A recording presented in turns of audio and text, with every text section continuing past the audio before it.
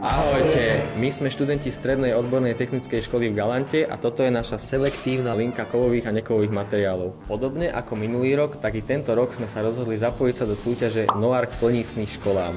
A ja by som poprosil Davida, aby predstavil komponenty použité v tomto projekte. Takže na zostavenie sme použili prúdový chránič, časové relé, zvonček, relé, 2 stykače, signalizačné prvky, prepínacie prvky a tlačítka. V projekte sme použili ďalšie prvky ako zdroj napätia, PLCčko, dvojčinný pneumatický aktuátor, pneumatický ventil 5.2 alebo spätný škrtiaci ventil. Dovolte mi, aby som vám predstavil funkčnosť nášho zariadenia. Ako môžete vidieť, svieti nám kontrolka napájania.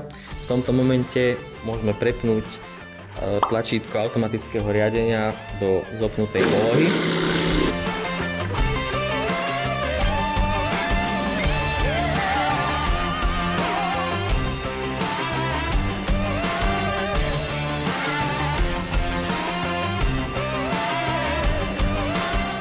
Ako ste mohli vidieť, linka nám triedi kovové a nekovové materiály.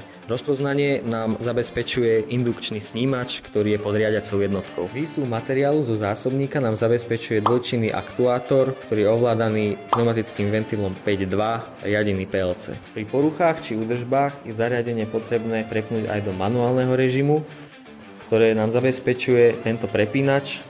Pri spustení prepínača sa nám rozzvoní zvonček a rozsviesti sa nám aj kontrolka, ktorá nám ukazuje manuálny režim. V manuálnom režime využívame na riadenie tento ovládač a pri stlačení tlačidla zásobník sa nám materiál posunie do zásobníku.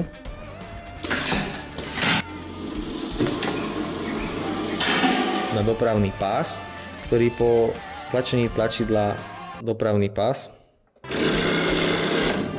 posunie materiál na koniec tohto pásu a podľa rozhodnutia obsluhy sa ďalej posunie buď do boxu s kovovým materiálom alebo nekovovým.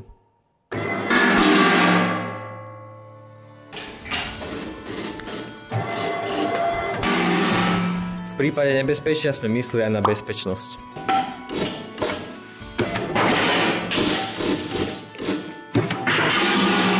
Ale nepracujú už toľko. Dúfame, že sa vám náš projekt páčil, budeme radi za každý hlas a ďakujeme vám za pozornosť.